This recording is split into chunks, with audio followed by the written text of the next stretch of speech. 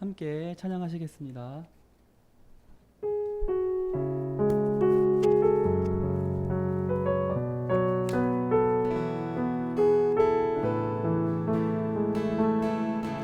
날이 저물어 갈 때, 인들에서 걸을 때, 그때가 하나님 앞에 내 힘으로 안 될 때, 빈손으로 걸을 때, 내가 고백해 여호와 이래. 주가 일하시네, 주가 일하시네, 주께 아끼지 않는 자에게.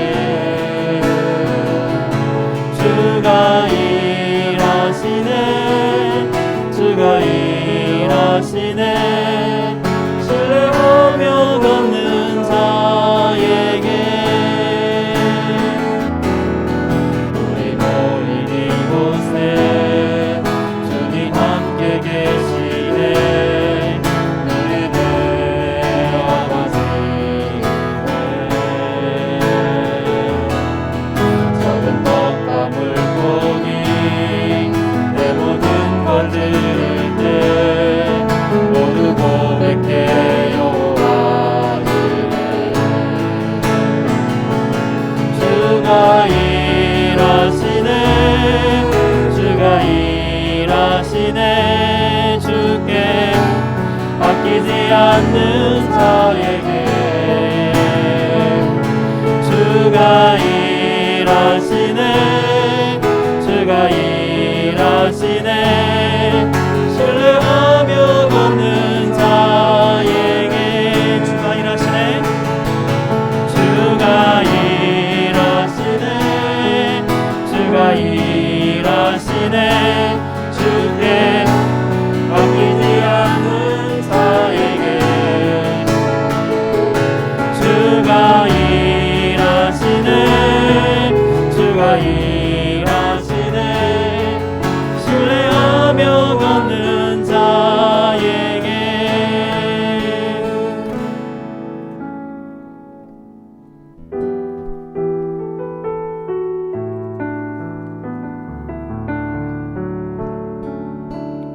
하나님 사랑 변치 않는다. 하나님 사랑 변치 않는다. 세상 다 변하고 날 버린다 해도 하나님 사랑 변치 않는다. 하나님 내 길 인도하신다. 하나님 내 길 인도하신다. 나의 가는 길 다 주님께 있으니 하나님 내 길 인도하신다. 반드시 기도 응답하신다. 반드시 기도 응답하신다. 때론 나의 뜻과 다른 길이라도 반드시 기도 응답하신다. 하늘의 것을 구하면 산다. 하늘의 것을 구하면 산다. 세상 어떤 것에 소망 두지 말고 하늘의 것을 구하면 산다. 하늘의 것을 구하면 산다. 하늘의 것을 구하면 산다. 하늘의 것을 구하면 산다. 세상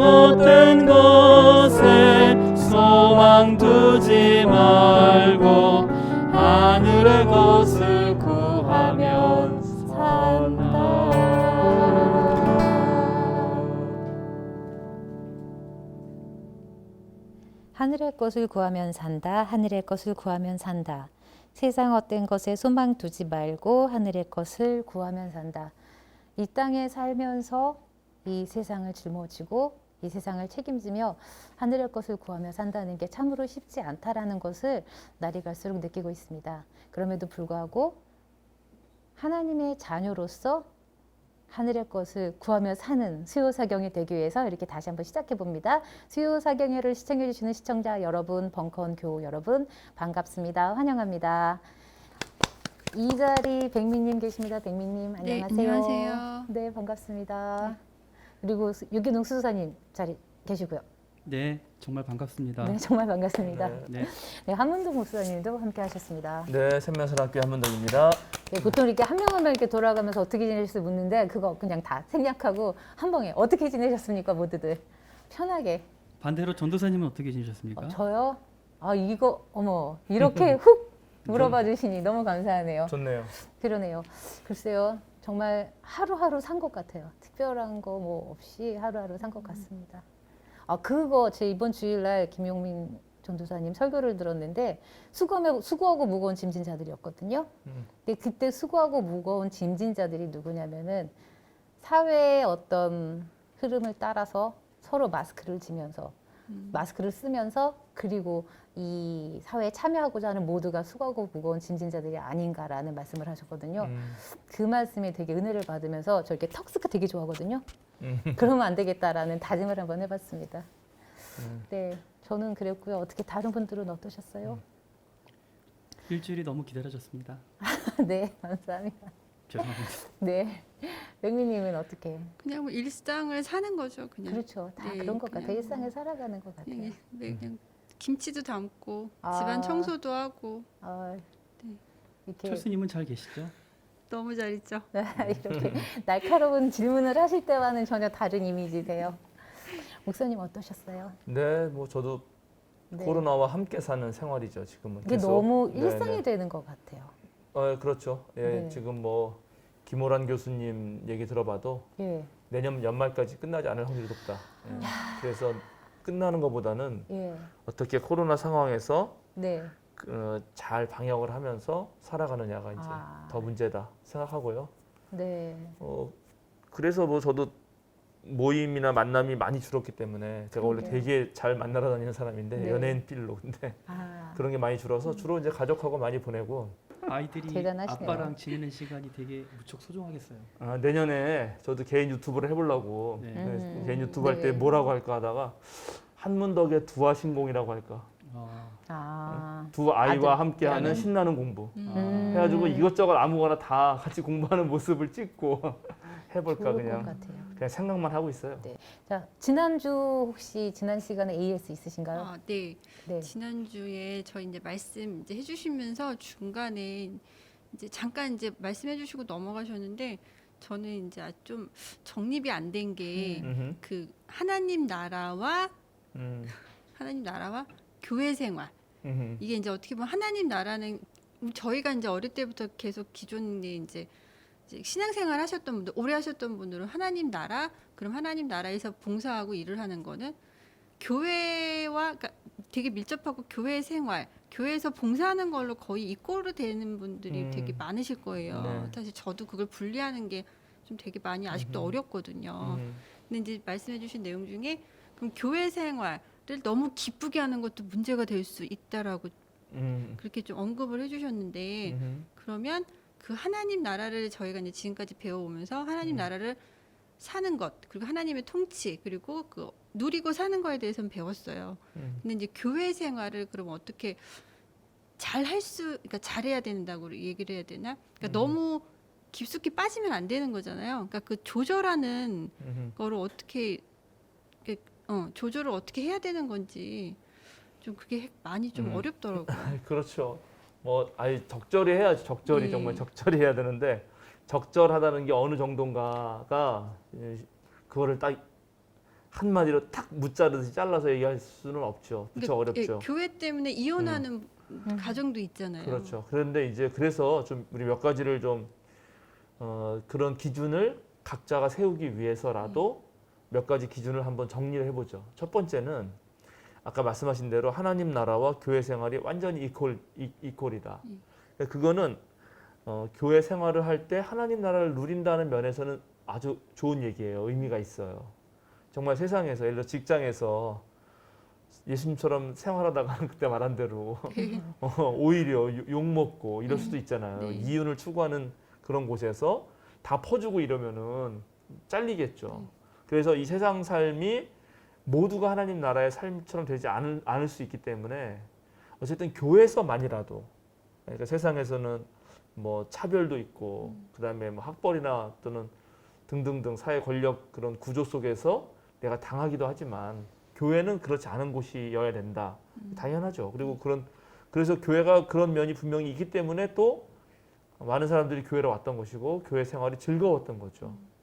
그런데 제가 이제 우려하는 거는 하나님 나라의 생활은 교회에서만 하는 것으로 생각하는 것이 가장 큰 문제다. 그러니까 예전에 이제 우리가 어릴 때 그러니까 한국 교회가 벌써 개신교가 150년 됐는데 한 뭐 120, 30년, 120년 뭐 그 정도까지는 세상은 죄를 가득한 바다 같은 데고 사람들은 저 죄에 빠져서 허덕허덕거리고 맞아요. 네. 교회는 구원의 방주니까 맞아요. 죄에 빠져 허덕거리는 사람들을 끌어올려서 구원의 방주로 태우자.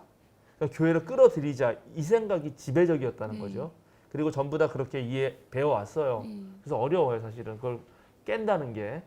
근데 그게 뭐 틀리는 말은 아니죠. 그 모이는 교회의 개념에서는 의미가 있는데, 그런데 이제 하나님의 선교 신학이라 그래서 하나님 나라가 교회 안에만 있고 바깥의 사람은 하나님 나라로 이렇게 불러들이는 그 생각을 이제 좀 뭐라 해야 되나, 이게 좀 넘어서서 하나님은 우주의 창조자시고 하나님의 세계는 이 우주 전체이고, 그래서 이 세계 전체로 나가서 하나님이 다스리는 이 세계를 더 아름답게 만들고 좋은 세상으로 만드는 것, 그게 하나님의 선교이고 그리스도인은 거기에 참여해야 되고, 그래서 거기에 참여하기 위해서 그 참여해서 세상을 바꾸려면 나름대로 무기가 있어야 되잖아요. 자기를 지키는 힘도 있어야 되고, 그래서 그런 거를 준비하기 위해서 모이는 곳이 교회. 바뀐 거죠. 이거는 완전 다른 거죠. 그래서 구원을 하러 나가야 되고 거기가 바로 선교 현장이고 거기를 바꿔야 되는데 그것도 마치 힘든 일이에요. 그렇죠? 그러니까 교회에 와서 말씀도 듣고 공부도 하고 그다음에 같은 믿는 사람들끼리 서로 친교도 나누면서 힘을 얻어서 다시 저 세상으로 나가서 세상을 바꾸는 일을 한다. 그러면 이제 내가 고민해야 될 거는 교회 와서 내가 어느 정도의 시간을 보내야 정말 이 세상을 좀 이렇게 나의 일상을, 그러니까 나의 개인적인 일상생활뿐만 아니라 그걸 유지하는 것뿐만 아니라 좀 더 이 사회를 좋은 일을 만드는 데 역할을 잘 감당해낼 수 있을까. 그러니까 내면적 여정과 외적 변화 두 가지를 다 어떻게 골고루 맞출 수 있을까를 생각해 보는 거죠. 그런데 이제 옛날처럼 막 교회만 와라고 한때의 한국 교회는 예배와 집회가 엄청 많았잖아요. 네. 예배는 주일 낮 예배가 진짜 예배거든요. 네. 나머지는 이제 성만찬과 말씀이 들어가지 않은 예배는 그냥 모임이라고 해야 맞아요. 네. 수요 기도회, 금요 기도회, 새벽 기도회는 그냥 모임이라고 하는 게 네. 맞고, 원래는 주일 낮 예배에 성찬을 반드시 해야 되는 거고, 개신교 잘 안 하는데 그러니까 말씀과 성찬이 반드시 있어야 예배인데 그 주일 예배와 온갖 모임이 있는데 그 모임이 너무 많은 거예요. 새벽 다 있죠. 네. 네. 주일 있지. 주일도 옛날에는 오전, 오후, 저녁 있었어. 네, 맞아요. 맞아요. 그렇죠. 그 다음에 수요 기도회 있지. 네. 금요철야 있지. 네. 그 구역 예배 있지. 네. 이렇게 되다 보면은 교회에서 교회 내부적 활동만 하다가 세상 일을 못 해요. 세상에 대한 선교도 못 해. 그냥 교회 사람들끼리만 좋은 거예요. 맞아. 그리고 심지어 어떤 경우는 그렇게 하면서 가정도 안 돌봐. 이런 이제 부작용이 생긴 거죠. 네. 그래서 교회의 생활이 결국 하나님과 함께 이 세상을 더 나은 세상으로 바꾸는 데 도움이 되도록 한다. 그 정도가 좋지 않을까 싶어요. 예.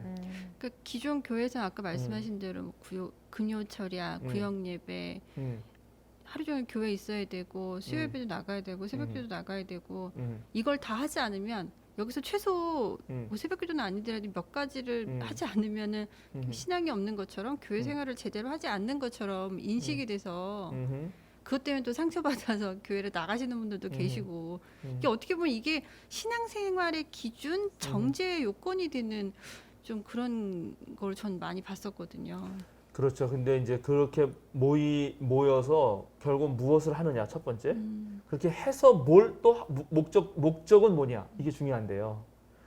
그렇게 해서 하려는 건 결국 뭐냐 아까 말한 대로 하나님 나라 선교에 참여하려고 하는 거예요. 근데 그건 안 하고 모이기만 하는 거야. 그래서는 안 되죠. 네. 그리고 모여서 무엇을 배우느냐가 문제 이제 중요한데 이게 되게 중요해요. 여기서 아주 올바른 내용을 균형 있게 배우면 아주 괜찮죠. 네. 그러면 나의 능력이 네. 이제 커지잖아요. 신앙인으로서의 능력이 커져요. 이제 요즘에 코로나 때문에 제가 지금 우리 교인들한테 다른 우리 기장 목사님 한 분도 그런 얘기 하시더만 원데이 원 컨텐츠를 주거든요. 그 월요일 아침에는 우리 교인들 저기 카톡방 있어요. 전체 카톡방 거기에다가 이제 올리는 건데 월요 아침 묵상을 올려요. 제 페이스북에 올리지만 화요일 날은 생명사랑 5분 말씀 묵상 영상을 올려요. 수요일 날은 우리 이 수요 사경회와 네. 수요 기도회를 올려줘요. 목요일 날은 제가 영상을 막 유튜브 찾아서 그 중에 우리 교인들에게 유익될 만한 다양한 것들을 줘요. 뭐 예를 들어서 부동산 문제를 어떻게 봐야 되나 이런 것도 보낸 적이 있고 그다음에 코로나19 이후에 세상이 어떻게 바뀌는지 이런 영상 조한혜정 교수의 영상 같은 거 보냈는데 그리고 최근에는 뭘 보냈냐면 피아니스트와 피아노 초보가 치는 엘리제를 위하여 차이점 이런 것도 보냈어요. 네. 예, 그래서 이제 그 초보가 칠 때 악보를 어떻게 못 읽고 치는지 그러나 진짜 피아니스트는 악보를 어떻게 읽어내는지 그리고 제가 댓글 글 하나 달았어요. 우리는 성경의 전문가가 돼야 되는데 그럼 초보자가 읽는 성경과 진짜 신앙인이 이 성경의 저자가 말하는 것을 어떻게 캐치하면서 내 삶에서 연주해 갈지를 이 영상을 보고 생각해 보시라. 뭐 이런 식으로 그러니까 사회도 알아야 되니까 한 손에 성경 한 손에 신문인데 그런 쪽으로 영상 올려주고 금요일 날에는 성서를 보는 눈, 토요일에는 주의 기도 강해, 주일날은 주일 예배 영상 이렇게 올리거든. 근데 그거는 지금 코로나 시대니까 못 모이잖아요. 그럼 자기가 혼자 보면서 이제 자기 실력을 키워나가면 되는 거거든. 그래서 그렇게 신앙인으로서 갖춰야 될 어떤 품위와 또는 뭐라 해야 되나 하여튼 삶의 그 방식, 삶의 양식, 가치관을 교회 가서 어떻게 잘 제자 교육을 받아서 하겠느냐. 그리고 그것이 세상과 불통하고 그런 방식이 아니라 세상과 소통하면서 실제 세상에 불이한 것들을 정의로운 것으로 바꿀 때 어떻게 유용하겠느냐를 고민해야 된다. 제가 보기에는. 네.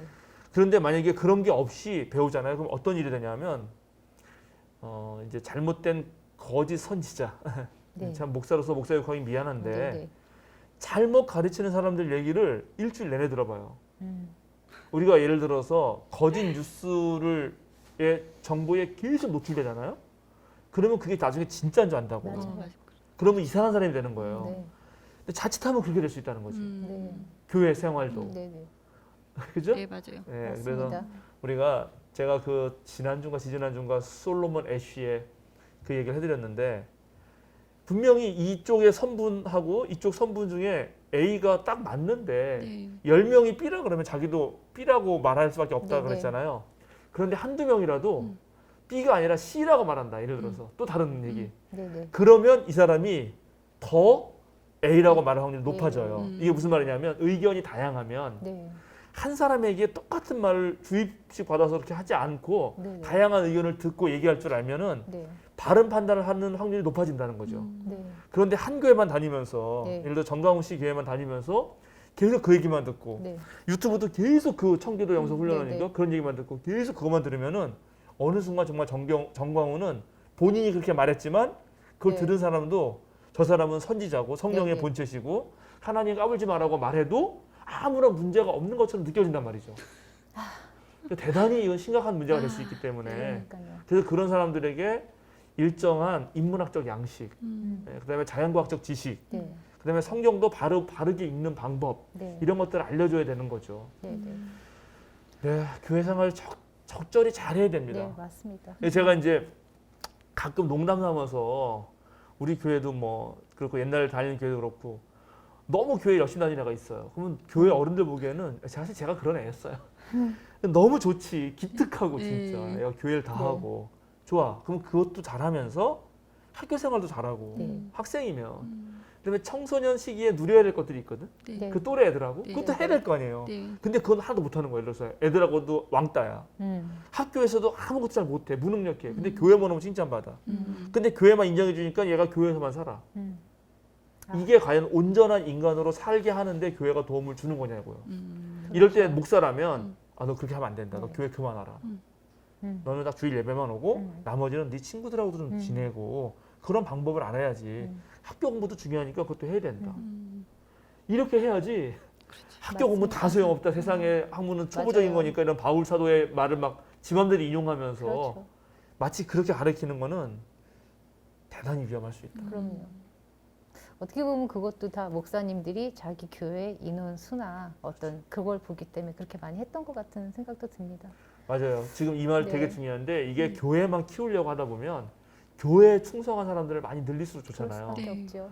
근데 하나님 제가 말씀드리지만 그 유명한 말 있어요. 그 알프레드 루아지 맞을 거야. 아마 루아지라고 하는 프랑스 신학자가 있거든요. 신학자가 아주 묘한 말을 해요. 무슨 말을 하냐면 예수는 하나님 나라를 선포하였다. 그런데 뒤에 온 것은 교회였다. 아. 이게 되게 말이 변해요. 묘해. 사실이기도 하고 약간 꼬는 것 같기도 해. 그렇죠. 그러니까 예수님은 하나님 나라를 선포했고 하나님 나라는 온 세상을 향한 그런 어떤 선포였어요. 네. 근데 이게 교회만 하는 거는 자칫하면 그게 나쁜 건 아니지만 자칫하면 세상을 외면하고 세상과 불통해서 오히려 세상에 해가 되면서도 자기네만 만족하는 네. 그런 자기 스스로만 만족하는 자유 네. 집단이 될 수 있다. 네. 예, 정말 조심해야 된다. 네, 그렇습니다. 목사님 서두가 또 길었으니 아유, 우리 본문으로 그렇군요. 들어가야 되지 않을까요? 설명을 너무 내가 자세하게 네, 했네. 아니, 너무 감사합니다. 설명충이 됐네. 설명충. 요즘 아닙니다. 젊은 애들이 설명충이라고 그러는데. 아이, 그래요? 괜찮습니다. 아이, 네. 신종어들이 너무 많습니다. 따라하기 예, 힘들어요. 우리 오늘 본문 들어갑시다. 네, 오늘은 그 누가복음서 네. 일단 14장 네, 16절부터 네, 24절 말씀 이 잔치를 베풀고 사람들을 초대하는 이야기거든요. 네. 예, 거기를 먼저 읽어보시죠. 네, 읽겠습니다. 예수께서 그에게 말씀하셨다. 어떤 사람이 큰 잔치를 베풀고 많은 사람을 초대하였다. 잔치 시간이 되어 그는 자기 종을 보내서 준비가 다 되었으니 오십시오 하고 초대받은 사람들에게 말하게 하였다. 그런데 그들은 모두 하나같이 핑계를 대기 시작하였다. 한 사람은 그에게 말하기를 내가 밭을 샀는데 가서 보아야 하겠소. 부디 양해해 주시기 바라오 하였다. 다른 사람은 내가 겨리소 5쌍을 샀는데 그것들을 시험하러 가는 길이요. 부디 양해해 주시기 바라오 하고 말하였다. 또 다른 사람은 내가 장가를 들어서 아내를 맞이하였소. 그러니 가지 못하겠소 하고 말하였다.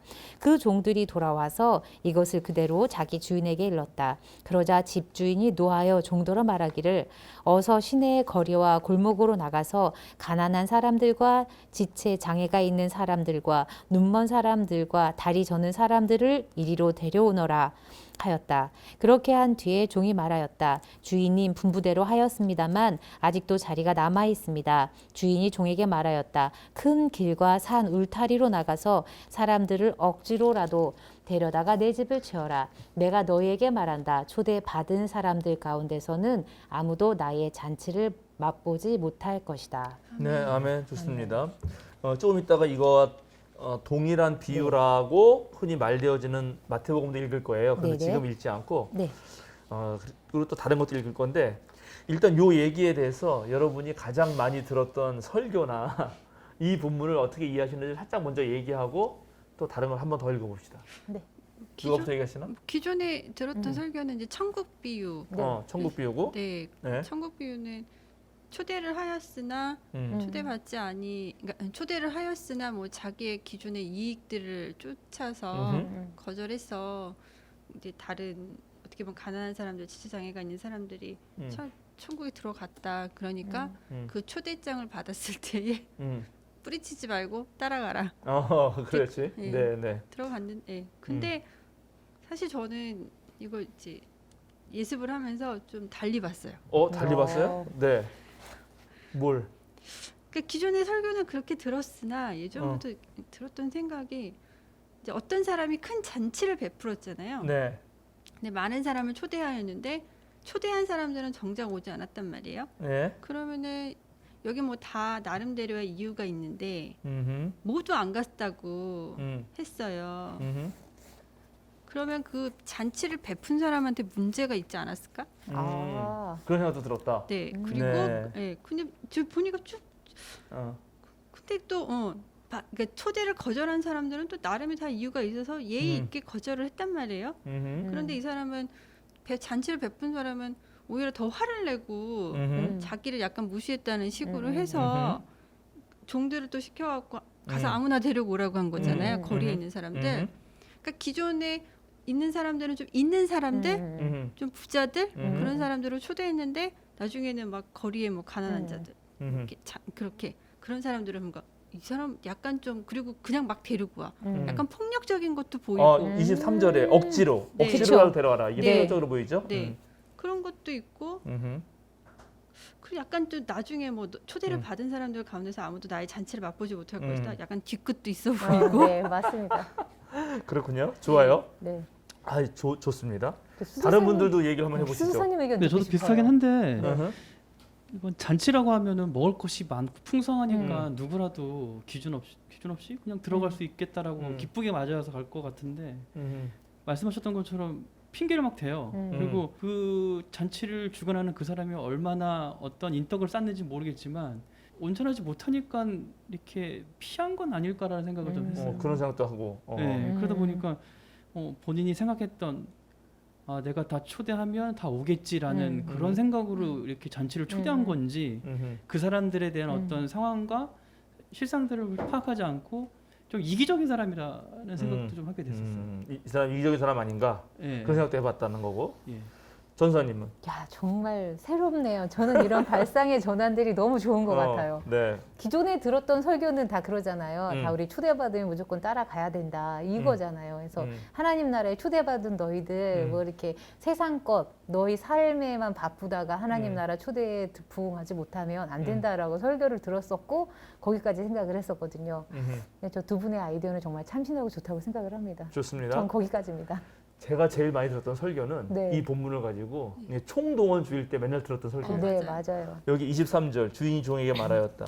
큰 길과 산 울타리로 나가서 사람들을 억지로라도 데려다가 네, 내 맞아요. 집을 채워라. 맞습니다. 총동원주일이고 네. 제목은 언제나 내 집을 채워라예요. 네, 맞아요. 모든 목사님의 거의 설교가 맞아요. 모든이라고 말하면 안 되고 하여튼 많은 목사님의 설교가 네.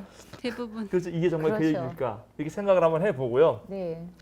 자 이렇게 놓고 얘기했으니까 네. 한번 마태복음 읽어봅시다. 마태복음 네. 22장. 그리고 여러분은 다 같이 아까 거를 이렇게 잘 비교해서 이렇게 보셔요. 그래야지 좋아요. 1절에서 14절 말씀. 이게 두 개가 뭐가 차이가 나는지. 예. 네, 예수께서 다시 여러 가지 비유로 그들에게 말씀하셨다. 하늘나라는 자기 아들의 혼인 잔치를 베푼 어떤 임금에게 비길 수 있다. 임금이 자기 종들을 보내서 초대받은 사람들을 잔치에 불러오게 하였는데 그들은 오려고 하지 않았다. 그래서 다시 다른 종들을 보내며 이렇게 말하였다. 초대받은 사람들에게로 가서 음식을 다 차리고 황소와 살찐 짐승을 잡아서 모든 준비를 마쳤으니 어서 잔치에 오시라고 하여라. 그런데 초대받은 사람들은 그 말을 들은 척도 하지 않고 저마다 제갈 곳으로 떠나갔다. 한 사람은 자기 밭으로 가고 한 사람은 장사하러 갔다. 그리고 나머지 사람들은 그의 종들을 붙잡아서 모욕하고 죽였다. 임금은 노해서 자기 군대를 보내서 그 살인자들을 죽였고 그들의 도시를 불살라 버렸다. 그리고 자기 종들에게 말하였다. 혼인 잔치는 준비되었는데 초대받은 사람들은 이것을 받을 만한 자격이 없다. 그러니 너희는 내 거리로 나가서 아무나 만나는 대로 잔치에 청해 오너라. 종들은 큰 길로 나가서 악한 사람이나 선한 사람이나 만나는 대로 다 데려왔다. 그래서 혼인 잔치 자리는 손님으로 가득 차게 되었다.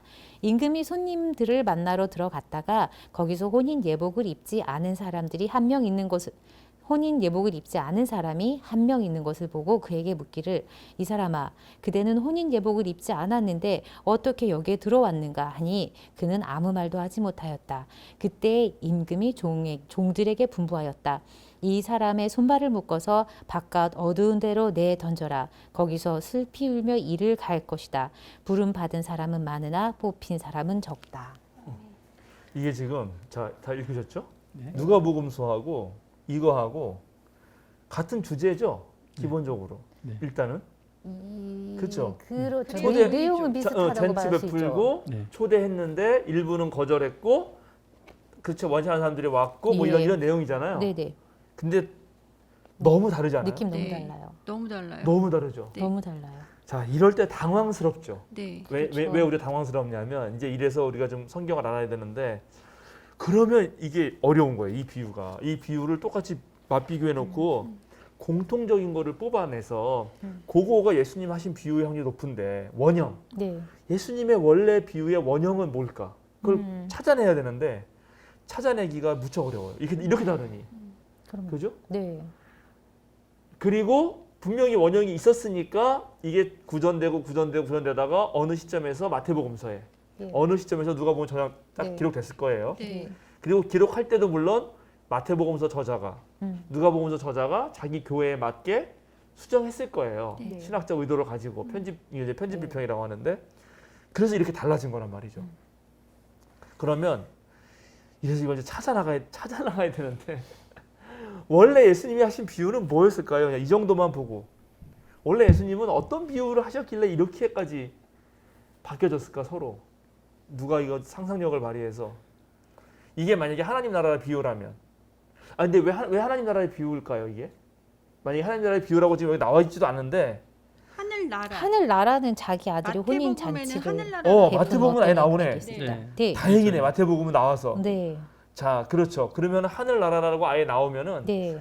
그러면 일단은 이거를 하나님 나라라 비유라고 보자. 네. 그리고 또 두 번째 잔치잖아 잔치. 네. 잔치는 사실은 뭐 요즘에는 잔치 여는 것도 못 열어요 코로나 때문에 네. 그런데 옛날에는 상당히 많은 수의 사람들이 기아에 허덕였기 때문에 예. 잔치가 벌린다는 거는 오늘날보다 훨씬 더 기쁜 일이에요. 네. 네. 훨씬 더 먹을 게 많고 사실은 네. 그때 한번 얻어 먹을 수 있는 네네. 기회고 또 잔치 때는 보통 많이 예. 부르죠 그냥 누구나 그렇죠. 누구나 오라고도 하기도 하고 네. 네. 그래서 잔치 비유 특별히 혼인 잔치 비유는 하나님 나라를 상징하는 경우가 많아요. 그건 찾아보고 한번 해볼까 그러면 마태복음 8장 11절 마태복음 8장 11절 11절입니다. 네. 마태복음 8장 11절 내가 너희에게 말한다. 많은 사람이 동과 서에서 와서 하늘나라에서 아브라함과 이삭과 야곱과 함께 잔치 자리에 앉을 것이다. 그렇죠 여기 잔치 자리에 네. 많은 사람이 동가서로부터 온다 그러죠. 이사야서 25장 6절 만군의 주님께서 이 세상 모든 민족을 여기 시온산으로 부르셔서 풍성한 잔치를 베푸실 것이다. 기름진 것들과 오래된 포도주, 제일 좋은 살코기와 잘 익은 포도주로 잔치를 베푸실 것이다. 그렇죠. 이 네. 메뉴가 잔치를 듣기만 해도 베푸시네요. 듣기만 해도 좋죠. 네. 여기 이제 이게 이 사람들 메뉴지. 잘 익은 포도주와 살찐 고기와 기름진 것들. 기름진 것들 뭐 네, 이런 거가 좋습니다. 이제 사람들 고기 메뉴인데 좋아하시네요. 네. 소고기만 좋아해요. 아 그렇구나. 예, 그러니까 이런 식으로 잔치 얘기를 했단 말이죠. 그리고 실질적으로 이제 요한계시록 19장 9절에도 네. 보면 어린 양의 혼인 잔치에서 많이들 와서 먹는다. 네. 그래서 잔치라고 나오면 이걸 하늘나라로 연결하고 음. 아 이건 하나님 나라 비유겠구나라고 이해하기 쉽죠. 네. 자 그리고 또 원래 예수님이 비유는 80% 이상이 하나님 나라 비유였으니까 네. 네. 그럼 예수님은 맨 처음에 하나님 나라를 이야기하면서 이 비유 이렇게 비슷한 누가복음과 마태복음처럼 달라지지 않았을 때의 비유는 뭘까? 그냥 제 생각에는 심플하게 생각하자면은 그냥 하나님께서 잔치를 베푸셨는데 초청을 받은 사람들인데 안 온 사람이 안 왔다. 그래서 그 외에 다른 사람들도 초청했다까지가 아닐까라는 생각이 들어요. 그렇죠. 뭐 죽이고 뭐 어. 살인하고 뭐 어. 이거 너무 잔인한 거 좀 같아요. 안 오면 안 왔지 왜 죽여? 그러니까요. 좀 넘어요. 맞아. 그러니까 이게 좀 거의 정확한데 네. 자 그럼 이렇게만 이라고 딱 칩시다 우리가. 네. 근데 확실하진 모르잖아요. 그래도 네. 이 정도라고 거의 모든 학자 생각해요. 음. 하나님 나라는 잔치를 열었다. 네. 초대를 했다. 근데 초대 원래 했던 받은 사람들은 안 오더라. 네. 그래서 더 다른 사람도 초청을 했다. 예. 끝.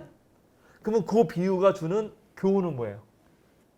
교훈. 초대받은 사람들이 오지 않으면은 음, 그 자리를 다른 사람들로 채워질 수 있다. 채워질 수 있다. 그래서 그 교훈. 그 하나님 나라 비유라면은 그렇다면은 복음이라는 것은 단순히 이스라엘 백성이 아닌 다른 사람들, 주님을 믿는 사람들에게 더 전파될 수 있다 아닐까요? 그렇죠.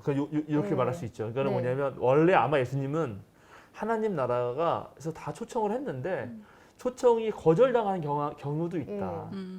그러나 그럼에도 불구하고 거기서 그럼 끝나는 게 아니라 네. 잔치가 망쳐지는 게 아니라 다른 사람들이 얼마든지 와서 자리를 차지할 거고 네. 그래서 하나님 나라는 그 초청받은 사람 외로도 네. 확장될 것이다. 예. 그러니까 너희가 초청하는 일을 멈추지 말고 계속 해라. 예. 이런 얘기였을 거라고 정말 대다수의 학자가 동의합니다. 계속 씨를 뿌려라. 계속 씨를 뿌려라 어떤 면에서. 그 정도까지면 충분히 동의가 되고. 그러면 이제 다 이해가 얘기가 됩니다. 되죠. 네. 그렇게 놓고 다시 이제 누가복음서, 마태복음서를 보는 거예요, 우리가. 아. 왜 그런 비유가 네. 누가에서 이렇게 바뀌는가? 그럼 누가가 고이런 예수님 비유를 이렇게 바꾸면서 더 하고 싶은 얘기는 뭘까?를 생각해 보는 거죠. 아. 아시겠죠? 네. 자, 그럼 네, 다시 네. 이제 누가복음서로 넘어갑시다. 한번 누가복음서 다시 아까 14장이었나요? 예, 14장 16절부터 네, 했어요. 14장 16절부터를 한번 보시면 자, 어떤 사람이 잔치를 베풀고 많은 사람을 초대했는데 잔치 시간이 다 됐어요. 자기 종을 보내서 준비됐으니 오라고 했는데 핑계를 댔죠. 네. 핑계를 댄 사람들이 몇 명입니까? 세 명. 세 종류예요. 네. 세 종류는 어떤 사람이죠? 유근호 수도사님? 그에게 말하기를 내가 밭을 샀는데 가서 보아야겠소. 하나는 밭을 샀고 또 하나는 네, 결의소 5쌍을 다섯 샀다. 쌍. 네. 세 번째는 장가를 들어서. 장가를 들어서. 네. 이 이유가 합당한가요? 아니요. 안 합당해요? 네. 합당해요? 한데요? 아니요. 아니에요? 근데 이제 우리는 이렇게 보고 다 자기 느낌대로 합당하지 안 합당하지 네. 택하잖아요. 네. 근데 이게 합당할 것 같은 느낌을 주는 구절이 있어요. 신명기 20장 5절에서 7절. 5절에서 7절입니다. 네. 그 다음에 장교들은 군인에게 다음과 같이 지시하십시오. 너희 가운데 집을 짓고 준공식을 하지 못한 사람이 있으면 누구든지 집으로 돌아가거라. 그가 전사함으로써 다른 사람이 준공식을 하는 일이 없도록 하여라. 또 포도원을 만들어 놓고 아직 그 열매를 맛보지 못한 사람이 있으면 그런 사람도 누구든지 자기 집으로 돌아가거라. 그가 전사함으로써 다른 사람이 그 열매를 맛보는 일이 없도록 하여라. 또 너희 가운데 여자와 약혼하고 아직 결혼하지 못한 사람이 있으면 그런 사람도 집으로 돌아가거라. 그가 전사함으로써 다른 사람이 그 여자와 결혼하는 일이 없도록 하여라. 네, 여기 보면은 네. 전쟁에 불러냈는데 네. 그때 나 전쟁에 못 가요. 나 지금 할 일이 있어요라고 핑계를 댈 때 네. 넌 와야 돼 그래도. 아 괜찮아 라고 허락해주는 맥락에 몇 가지가 있는 거예요. 네. 하나는 집을 지었는데 아직 완공을 못했어. 네. 나 집 더 져야 되는데요. 나 밭을 사가지고 지금 네. 열매를 갖고 있는데 열매가 아직 안 열렸는데 네. 농사 져야 되지 않습니까? 예. 나 결혼 약혼까지 했는데 이제 결혼해야 되는데요. 이렇게 하는 거예요. 예. 딱 맞네요. 그러니까 요거 약간 비슷하죠. 비슷해요. 그러니까 아마 이 사람들도 충분히 음. 이 정도는 얘기할 수 있지 않을까 네. 하는 생각이 하나 있고요. 예. 그리고 이 사람도 지금 밭을 사고 결의소 5쌍이면 모두 몇 마리죠? 10마리. 10마리. 소 10마리. 예. 이 사람들은 부자일까요? 아니면 가난한 사람들일까요? 부자요. 진짜. 셋 다 부자입니다. 일단 고대에 밭을 사고 팔 수 있다는 것 자체가 흔한 일이 아니에요. 특히 유대에서는 땅을 똑같이 나눠줬잖아요. 네. 그러니까 원래 팔면 안 되거든요. 예. 근데 이거를 사고 팔았다 하는 거는 이제 그만큼 자기가 되게 높은 직위에 오르거나 또는 이제 어떤 그런 기근이나 이런 것 때문에 누가 빚을 지게 돼서 그 땅을 자기가 탁 그때 매입하는 거죠. 그러니까 이 사람은 벌써 엄청난 부유한 사람이라는 거를 유추할 수 있어요. 결의소 이건 당연하지. 네. 10마리 소 10마리를 가지고 밭을 갈 정도의 사람은 또 엄청난 부자라는 거예요. 그럼 결혼은 뭐지? 하고 딱 무릎을 할 수 네. 있는데 결혼도 마찬가지예요. 결혼도 돈 있어야죠. 돈 있어요. 아. 맞아. 안 되겠네요. 아. 요즘에 맞네. 우리도 그 당시엔 더 그랬겠네요. 수사님 돈이 없어서 결혼 못 하시는 거예요? 이해 못하는 겁니다. 거짓말하지 말. 자, 그래서 나도 옛날에 한때 어디 그 신문에 본 적 있어. 요즘에 청년들이 그잖아요. 뭐 삼포, 엠포 이런 거 할 때 네. 결혼 못 하는 이유가 결혼 한번 하려면 네. 결혼식장, 집 무슨 뭐 등등 하면 그게 네. 뭐 몇 억이 든다네. 네. 근데 그런 건 잠깐만 신문에 나오고 자기는 그 정도는 못 하겠고 차라리 하지 말자 이런다고 해요. 근데 고대에는 더 그래요. 고대 기본적으로 결혼하려면은 지참금이 있어야 되고요. 그죠? 네. 그리고 이 결혼이 단순히 우리는 오늘날은 개인주의 사회니까 내가 좋아하는 사람 결혼하지 이런 거지만 고대는 그런 사회가 아니잖아요. 고대의 결혼은 가문과 가문의 결합이에요. 실제로는 정치적 정략 결혼이에요. 그래서 가문과 가문이 결합을 함으로써 훨씬 더 사회적 안정도를 높이고 자신의 입지를 확고하게 하는 거예요. 그래서 우리나라도 뭐 나는 잘 모르지만 재벌, 언론 뭐 다 이렇게 섞여가지고 거기만 이렇게 막 있잖아 그 결혼 네. 관계도가. 네. 뭐 있다 그래요. 저 네. 자세히 분석은 내가 옛날에 했는데 기억이 안 나서 그런데 하여튼간 다 연결돼 있어요. 그런 식이 된다는 거지. 그래서 이 세 가지는 전부 놀랍게 다 기득권을 가진 자들이에요. 그래서 이게 만약에 하늘나라 잔치 비유라면 하나님이 잔치를 베풀었을 때 거부한 사람들은 아, 기득권을 가진 사람들이더라 아. 하는 거예요. 첫 번째는. 네. 그래서 안 된다고 하니까 이제 누굴 데려오라고? 그 다음에가 바로 시내에 나가서 네. 가난한 사람들, 네. 지체 장애 있는 사람들, 눈먼 사람들, 다리 저는 사람 데려오라고 했다는 예. 거죠. 네. 그러니까는 이제 하나님 나라의 진짜 주인공이 누구냐 이렇게 말을 했다는 거고 그렇게 설명을 해요 일반적으로. 그리고 맨 마지막에는 23절 주의 종에게 억지로라도 채워라. 네. 이거는 누가의 선교 신학을 반영하는 것이다. 누가는 막 아. 정말 저 이방 지역까지 가서 아. 많은 사람을 정말 하나님 나라 보고 선포하려고 하는 그런 강력한 표현이다. 라고 학자들이 많이 얘기를 해왔습니다. 어때요 이 설명은? 네, 뭐 네, 그냥 들어줄만 네. 하죠? 네. 네, 좋아요. 앞에 있는 사람은 그 세 사람의 부자는 뭐 다른 비유로 얘기하자면 부자 청년이 근심하고 돌아가는 듯한 느낌으로 생각하면 될까요? 근심까지는 안 했죠. 예. 근심도 안 하고 과감하게 난 안 간다 그런 데는. 그리고 이제 부자니까 네. 아무래도 잔치를 한다고 해도 시큰둥했을 것 같아요. 뭐 그렇죠. 그거 우리 집 할 수 있는데 어. 굳이 뭐 내가 가가지고 해야 되나? 뭐 그런 느낌. 그래서 이런 비유에 대한 누가의 해석을 지지해 주는 게 도마복음서에 나와요. 아, 도마복음서 네. 64장인데 이제 도마복음서는 114개의 예수님 말씀만 모아놓은 건데 64장을 제가 읽어드릴게요. 김창락 교수님의 번역으로 읽겠습니다. 영어로 읽으면 제 발음도 안 좋고 뭐 어려우니까. 예수가 말했다. 어떤 사람이 손님들을 초대하였다. 그가 잔치를 준비하였을 때 그는 그의 종을 보내 그런 손님들을 불러오게 하였다. 그는 첫째 사람에게 가서 그에게 말했다. 나의 주인이 당신을 부르십니다. 그가 대답하였다. 나는 상인들로부터 돈을 받아야 합니다. 그들은 오늘 밤 내게 옵니다. 나는 가서 그들에게 주문서를 주어야 합니다. 제발 나를 그 잔치에서 제외시켜 주십시오. 그 종은 다른 손님에게 가서 말했다. 나의 주인이 당신을 부르십니다. 그는 종에게 말했다. 나는 집 한 채를 샀는데 그것을 위해 하루 종일 일해야 합니다. 나는 시간이 없을 것입니다. 그는 다른 손님에게 가서 그에게 말했다. 나의 주인이 당신을 부르십니다. 그가 그에게 대답하였다. 나의 친구가 결혼하려고 합니다. 나는 그의 결혼잔치를 준비해야 합니다. 나는 갈 수 없을 것입니다. 제발 나를 그 잔치에서 제외시켜 주십시오. 그는 다른 손님에게 가서 말했다. 나의 주인이 당신을 부르십니다. 그는 그에게 말했다. 나는 밭을 하나 샀는데 나는 아직 그것의 소작료를 받으려 가지 못했습니다. 제발 나를 그 잔치에서 제외시켜 주시기 바랍니다. 그 종은 돌아가서 그의 주인에게 말했다. 당신이 잔치에 초대한 사람들이 제발 제외시켜 달라고 말했습니다. 주인은 그의 종에게 말했다. 거리로 나가서 만나는 사람마다 불러오라. 그들이 정찬을 줄 수 있도록 장사꾼과 상인들은 나의 아버지의 처소에 들어가지 못할 것이다. 누가 보면 상당히 비슷하죠. 네. 네. 다만 뒤에 가난한 사람들 이런 거 불러오란 말을 안 하죠. 여기는. 네. 그래서 그게 훨씬 더 누가의 신학이 들어있다라고도 말할 수 있죠. 마태에서도 가난한 사람들 불러오란 말 안 하죠. 없어요. 네. 없잖아요. 네. 그러니까 누가는 진짜 하나님 나라 잔치를 열었고 거기를 기득권자들이 거부했다면 그 나라의 주인공은 가난한 사람들과 장애가 있는 사람들인가 그런 사람들일 것이다라고 하고 그다음에 마지막 절은 더 많이 이제 선교 신학이다라고 일반적으로 이렇게 해석을 했어요.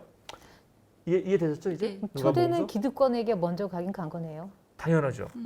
이제 그거는 좀 이따 제가 더 얘기할 거예요. 네네. 근데 마태는 그럼 이걸 왜 이렇게 바꾸냐? 이제 마태로 넘어가 봅시다. 네네. 오늘 할 게 많아요. 마태랑 같이 네. 봐야 돼서. 더 이렇게 폭력적이고 맞아요. 마태는 거칠죠. 진짜 황당한데 마태는 완전 이걸 바꿔요. 벌써 당장 누가는 어떤 사람이에요. 네. 예. 도마도 어떤 사람이에요. 근데 네. 여기 어떤 사람이 아니에요. 임금님입니다. 임금님이에요. 임금님. 네. 네. 그럼 벌써 하늘나라라고 명확하게 말하고 자기 아들의 혼인잔치고 예. 그리고 임금님이에요. 그러니까 이거는 누구나 이건 하나님을 생각할 수밖에 없어요. 여기서는. 네. 그죠? 임금님이고 왕이고 하나님만이 왕인데 유대교 입장에서는. 그리고 이건 예수님 혼인잔치죠. 네. 이렇게 되는 거고 근데 그 전에 자기 종들을 보내서 초대받은 사람들을 불러오려고 했는데 안 왔어요.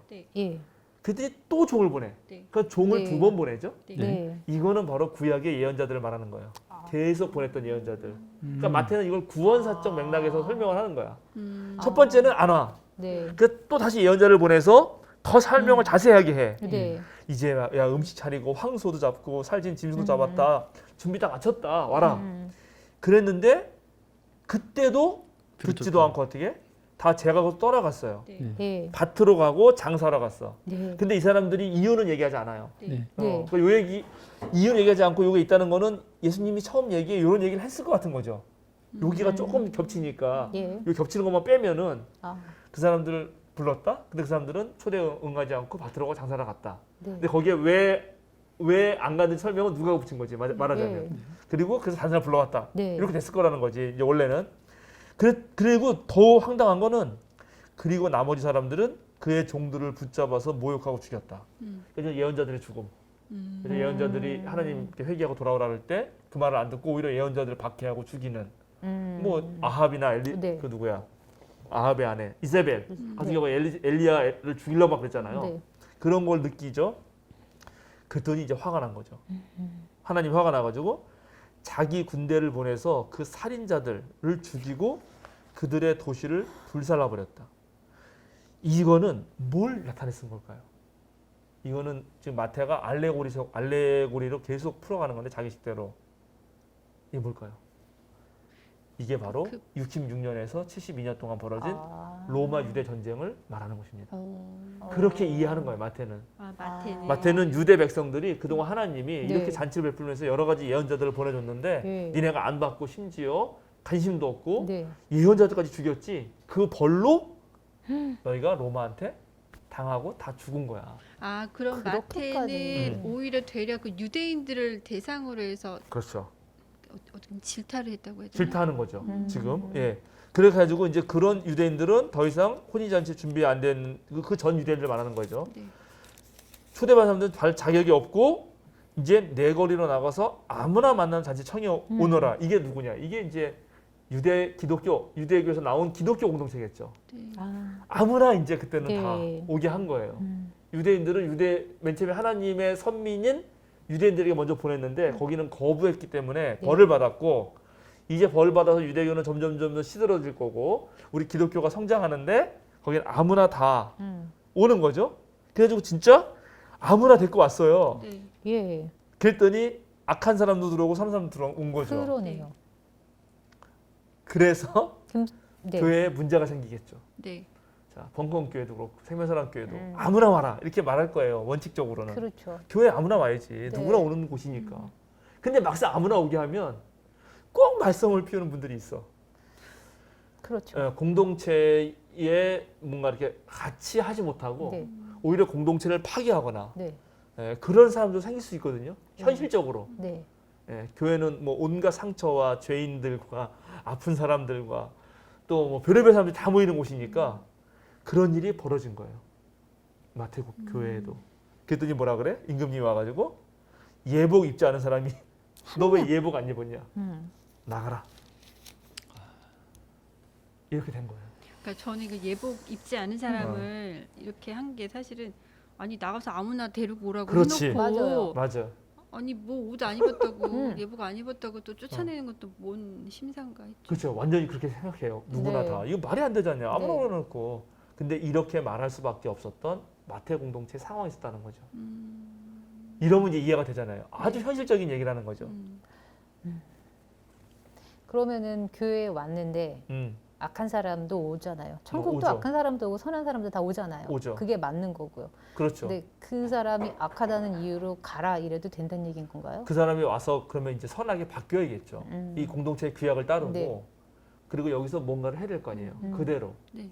그렇게 되면 이 공동체 남아 있을 수 있지만 네. 그 사람이 여기 와가지고 계속 교인들한테 뭐 돈을 빌려가지고 저거 사기를 친다든지 그 다음에 예를 들어서 성추행을 한다든지 아. 지속적으로 네. 그러면 그때 교회가 어떻게 해요? 안 되죠. 그때 교회가 당연히 당회가 모여서 그럼요. 질의를 합니다. 그렇죠. 그래서 당신한테 그 질의했던 방법이 있어요. 네네. 뭐 수찬 정지, 너는 6개월 네네. 동안 자기를 자기 잘못을 반성하면서 성찬식에 참여할 수 없다. 네.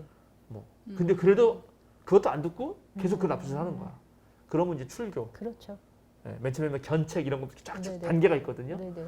그러니까 초기 기독교 공동체도 우리가 너무 완벽한 공동체를 생각하는데 네. 그렇지 않았다. 아, 누구나 초대하는 것에 오픈했지만 결국 그 공동체를 꾸려가는 데서 문제가 발생했고 음. 그런 상황 속에서 어떤 사람들은 자격이 되지 않아서 쫓김을 당하기도 했는데 그런 과정을 마태복음서는 이렇게 예복 입었냐 안 입었냐 같은 아. 것으로 표현하고 있다. 아, 네, 실상 교회 내에서 그런 사람들이 있다 할지라도 출교를 하거나 쫓아보내기엔 사실 여건이 그렇게 쉽지는 않잖아요. 쉽지 않죠. 근데 또 권면을 하잖아요. 많이. 그렇죠. 권면을 그렇죠. 하고. 목사님 좀 예전부터 이제 저희 비유하면서 네. 이제 개인적으로 드는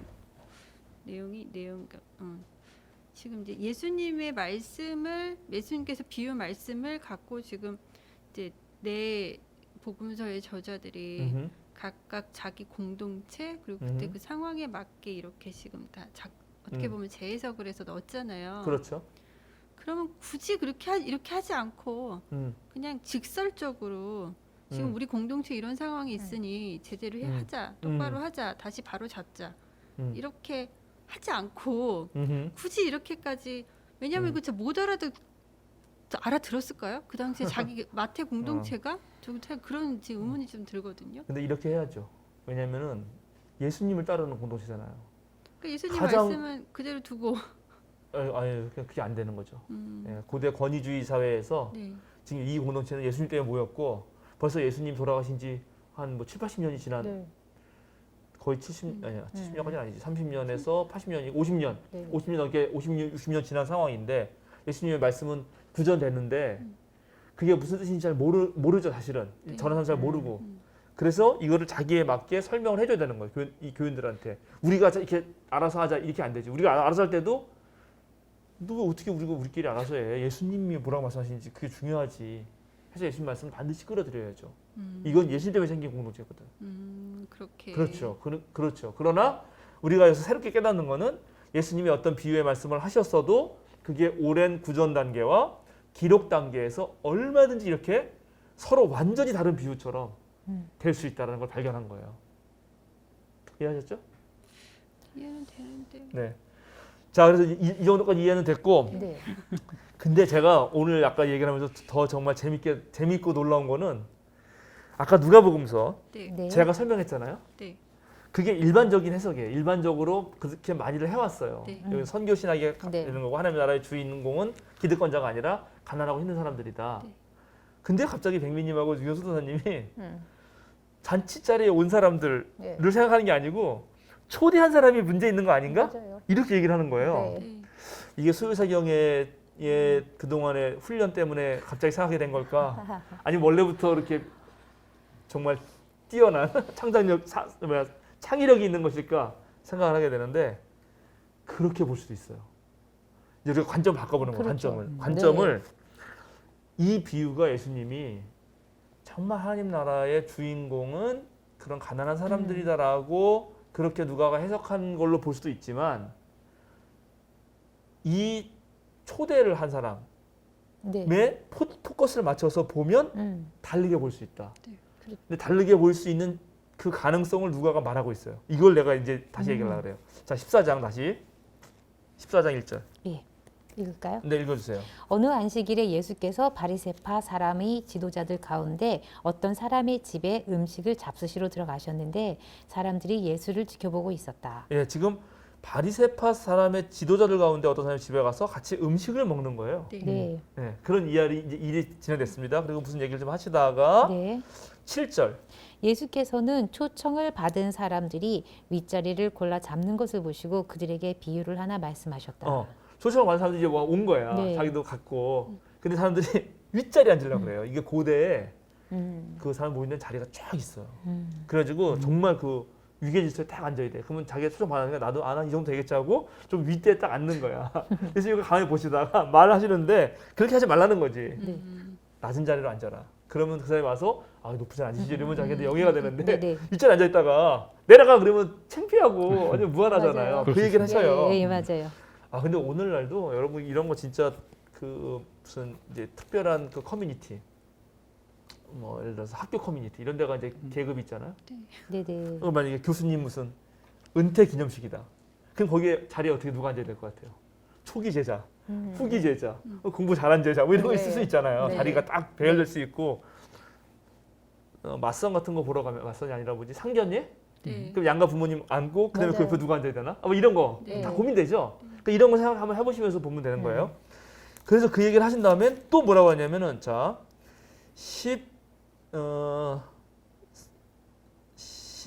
12절 예수께서는 자기를 초대한 사람에게도 말씀하셨다. 자 11절 다시 보세요. 11절 누구든지 자기를 높이면 낮아질 것이요 자기를 낮추면 높아질 것이다. 요 말의 결론은 아까 말한 대로 윗자리를 차지하는 예. 사람들에 대해서 했던 거고 네네. 초대 받은 사람들에 대해 얘기한 거죠. 네네. 그리고 12절에 초대한 사람에 대해서도 얘기를 해요. 예. 그죠? 초대한 사람에 대해서도. 네. 그러니까 지금 잔치 자리를 여는데 네.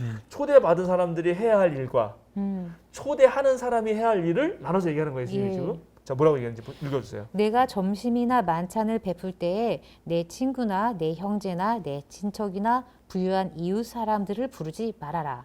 그렇게 하면 그들도 너를 도로 초대하여 내게 되갚아 내 은공이 없어질 것이다. 잔치를 베풀 때에는 가난한 사람들과 지체 장애가 있는 사람들과 다리 저는 사람들과 눈먼 사람들을 불러라. 그리하면 내가 복될 것이다. 그들이 내게 갚을 수 없기 때문이다. 의인들의 부활할 때 하나님께서 내게 갚아주실 것이다. 네. 여기 예수님이 뭐라고 그랬죠? 누구를 초청하라고? 가난한 사람들. 가난한 사람들과 지체 지체 장애 있는 장애. 사람들과 다리 저런 사람들과 눈만을 부르라 그랬어요. 네. 예. 근데 아까 우리 비유에서 맨 처음에 오지 말고 짓는 화가 나서 예. 시내 거리와 골목으로 나가서 21절 누굴 부르죠? 가난한 사람들, 가난한 지체장애 있는 사람들, 지체 사람들, 장애. 네. 눈먼 사람들, 다리 저는 사람들. 똑같죠.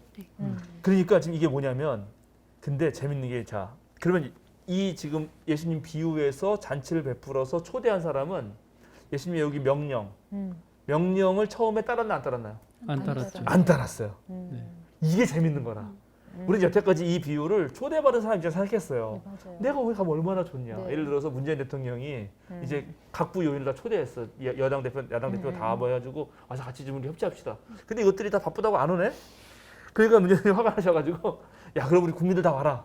근데 거기 내가 딱 불림 받은 거야. 같이 거기 청와대 걸어가고 있는데 비서관이 와가지고 빨리 오시라고 지금 대통령이 잔치 다 마련했는데 아무도 안 와가지고 지금 음식이 남아있다.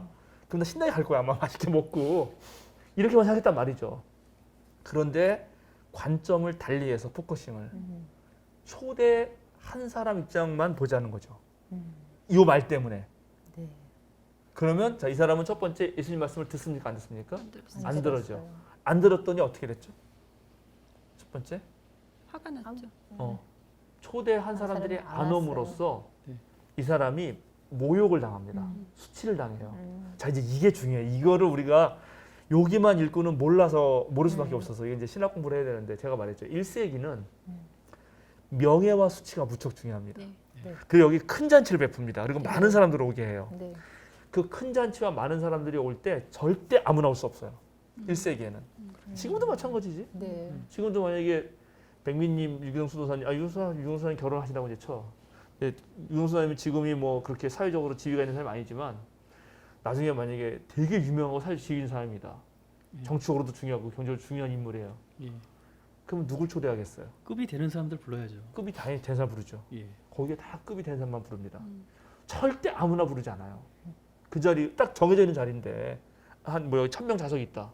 그리고 이게 라운드 테이블에 앉아서 딱 하는 데다. 그럼 거기 앉을 게 다 있잖아요. 네. 그러니까 1세기에는 이 공적 잔치에 여기 지금 이 아까 밭 있고 뭐 한 돈 많은 사람들 있잖아요. 그런 사람들하고 여기 지금 가난하고 있는 사람들하고는 완전 차이가 나고 그것이 같이 모여서 한 자리에 있는 경우는 제로예요. 이걸 알고 이걸 읽어야 되는 거야.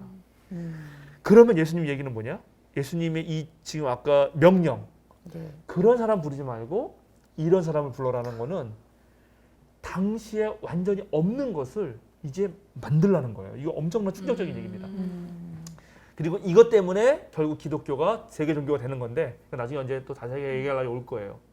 그래서 엄청난 모욕을 당하지. 왜냐하면 내가 이 정도 지위에 있어가지고 다 불렀는데 다 거절당한 거야.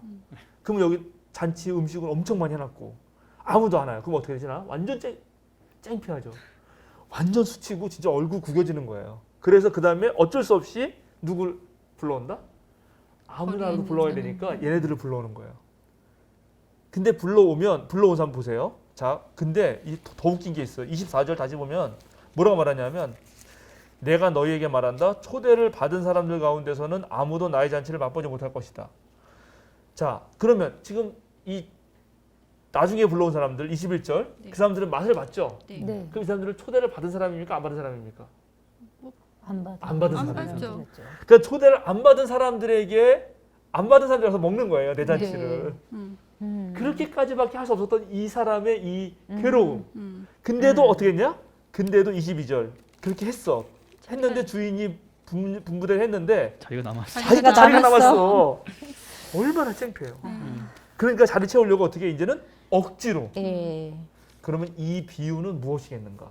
이거를 요거만 읽을 때는 그렇게 맨 처음에 얘기한 거 제가 그렇게 예. 이해할 수 있지만 포커싱을 바꾸면은 네. 예수님 말씀 안 듣고 음. 맨 처음에 자기 그 권력 과시하려고 네. 그걸로만 부른 사람들은 이렇게 수치를 당할 것이다. 아, 그러니 너희 이 이야기를 들었다면 너희가 이제 부를 때 너희의 잔치에 초대할 때 원래부터 이런 사람들을 초대해라. 근데 여기에 되게 중요한 말이 하나가 있는데 여기에 핵심은 뭐냐면 내가 초대했을 때 기부했을 때 테이크의 가능성이 없는 사람들을 초대하는 거예요. 예. 그러네요. 자 이제 이게 핵심인데 오늘 여러분 그거 할 수 있을 것 같다 우리가 할까요? 이거 무척 어렵습니다. 자본주의 사회가 깊어지면 깊어질수록 사람들은 머리를 굴려요. 내가 누구랑 사귀어야 나한테 많은 게 오지? 내가 요걸 A 정도 주면 저한테 B가 오겠지? 네. 이렇게 하면서 어릴 때부터 그런 사람이 마치 현명하고 잘 살고 사회에 적응 잘하고 괜찮은 인간이라고 여겨지게 됩니다. 네. 근데 1세기도 그랬다는 거죠.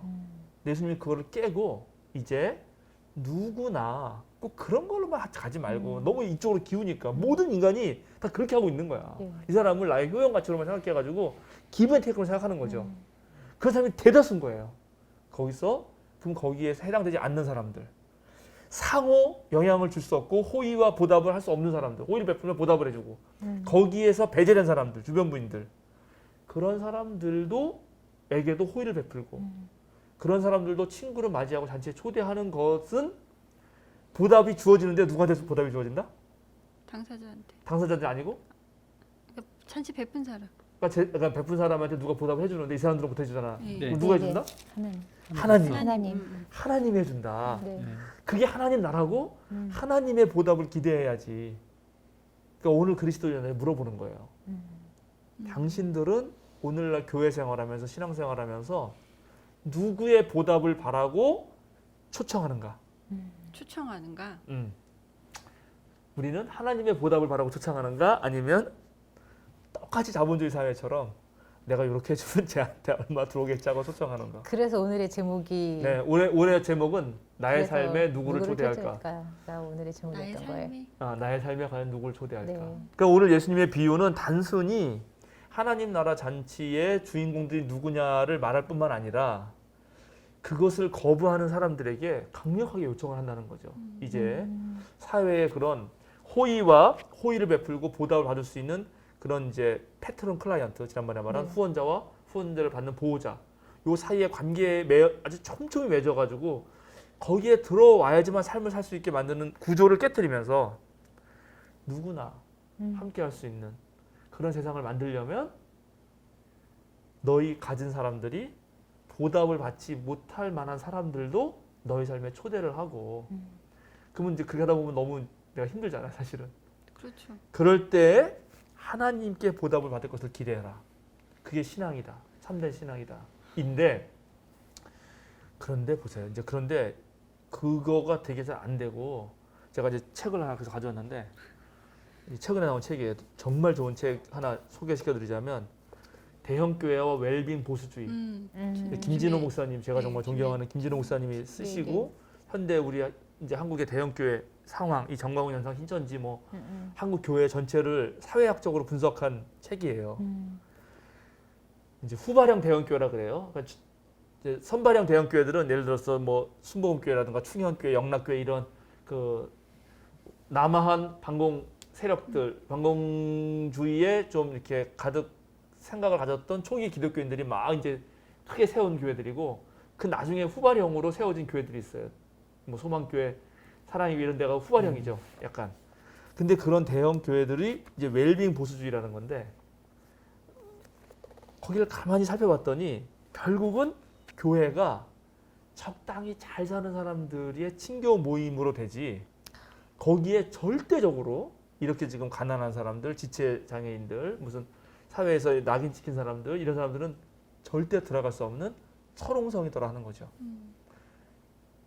그렇죠? 그렇지 않아요? 맞습니다. 근데 저희 어릴 때 뭐 선생님들이나 부모님들이 니네가 공부 잘해야 되는 이유가 그거잖아요.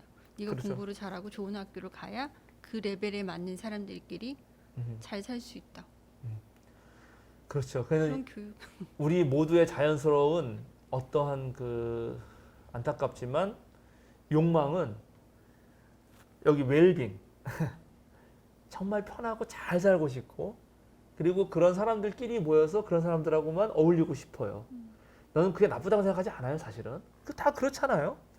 근데 문제는 근데 그런 사람들이 딱 공고화해가지고 어떤 세력을 형성한 다음에 절대 어느 누구도 들어오지 못하게 만드는 거예요.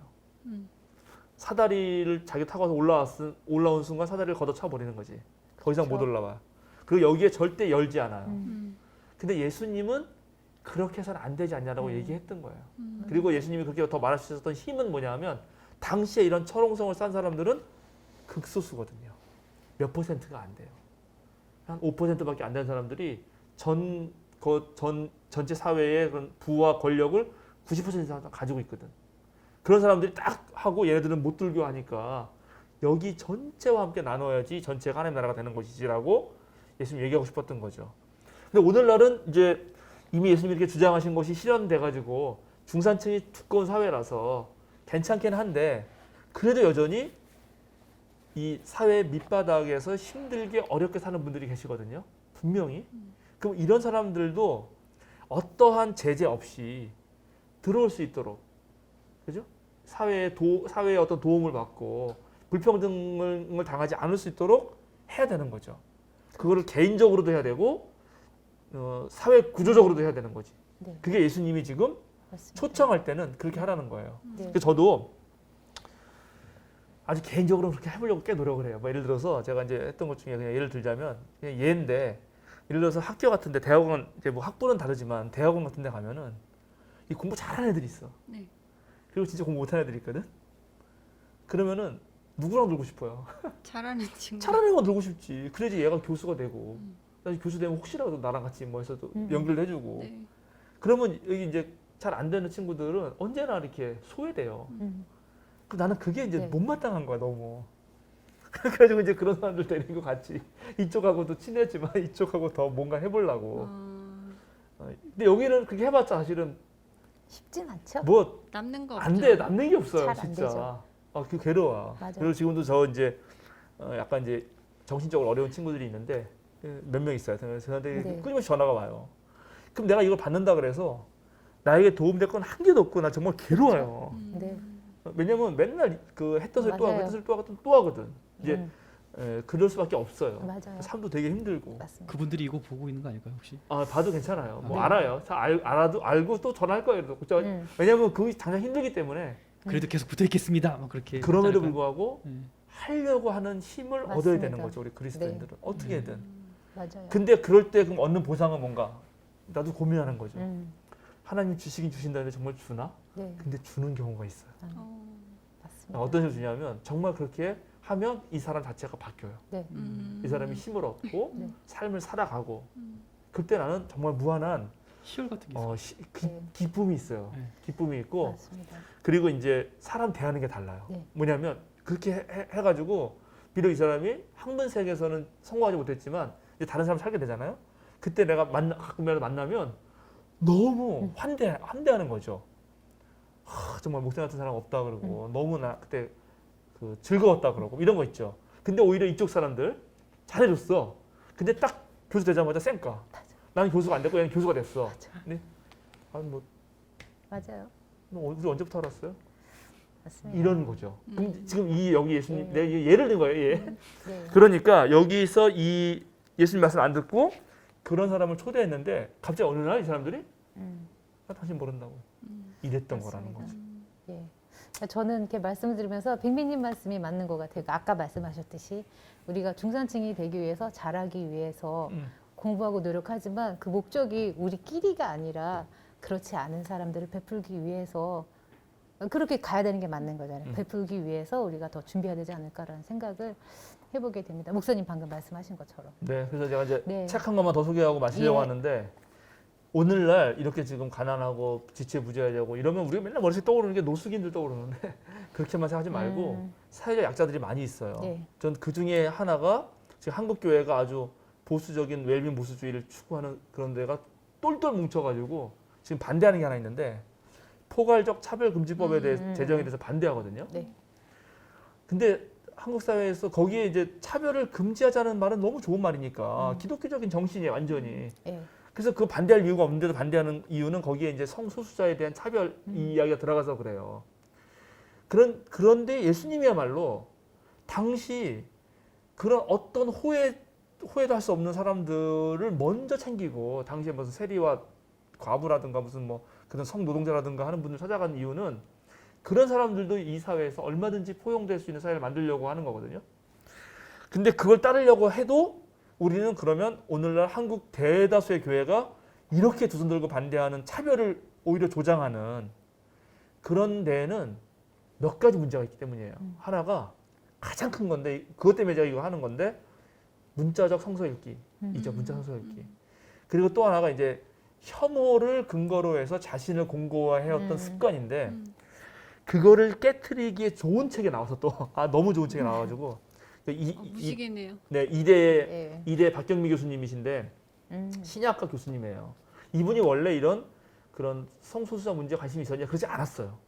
그래서 이 책이 소중한데 왜냐면 원래 이런 데 관심이 많은 사람들은 원래 연구도 많이 하고 원래 많이 아니까 얘기도 잘하고 이분은 몰랐는데 어느 날 갑자기 너무나 이 한국 개신교가 그런 데 혐오 발언을 막 하고 나니까 그게 너무 속상한 거야. 그래서 이게 뭐지? 하고 본인이 스스로 이제 그때부터 공부를 하기 시작해. 그 공부를 해서 성서학자로서 그리고 기독교 신학자로서 한번 내가 공부한 있는 그대로를 보여주면서 설득해 보려고 하면서 이 책을 낸 거예요.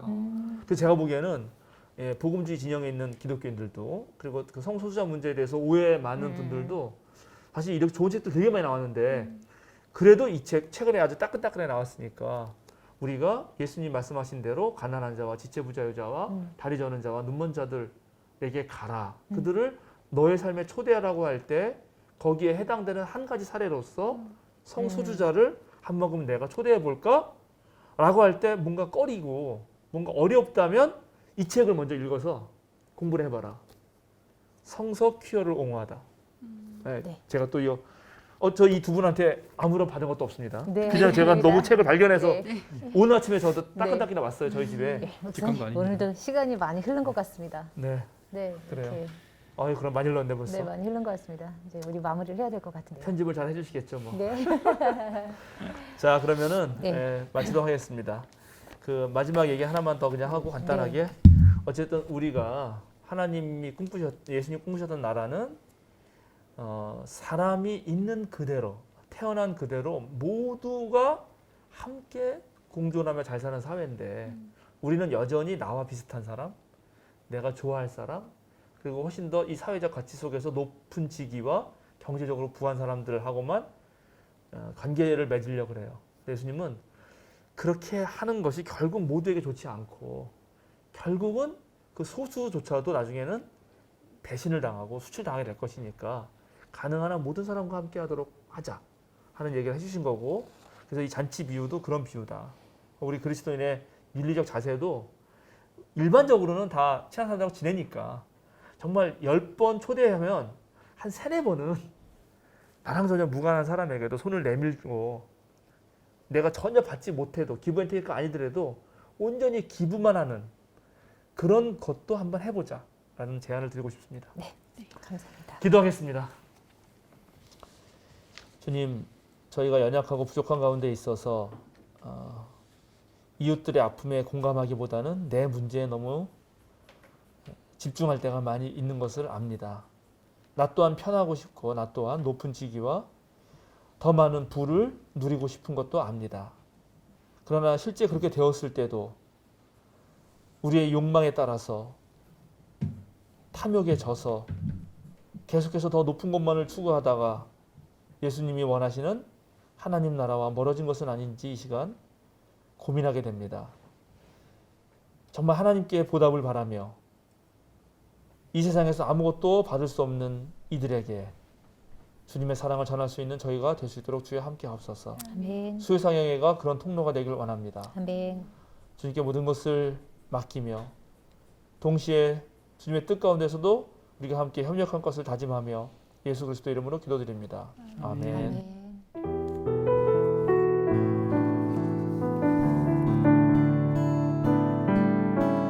하나님 사랑 변치 않는다.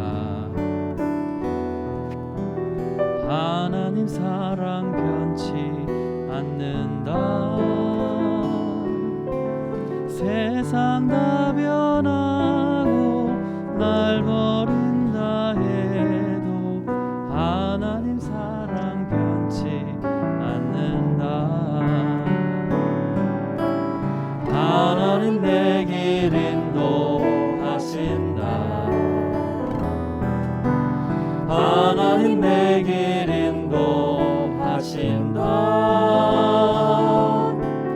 나의 가는 길 다 주님께 있으니 하나님 내 길 인도하신다. 반드시 기도 응답하신다. 반드시 기도 응답하신다. 때론 나의 뜻과 다른 길이라도 반드시 기도 응답하신다. 하늘의 것을 구하며 산다. 하늘의 것을 구하며